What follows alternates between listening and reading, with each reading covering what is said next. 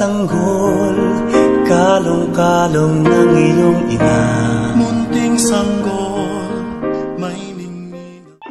Pinadala siya dito sa mundo upang iligtas tayo sa kasamaan at ilayo tayo sa kapahamakan at bigyan tayong kapayapaan.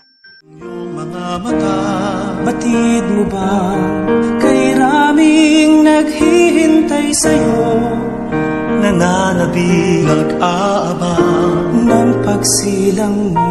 Mga pastol sa sabsaban ay nagpupugay, tatlong hari mula silangan ay nag-aalay. Dahil siya ang ating Diyos. Siya isisilang na ni Maria ang ating Diyos.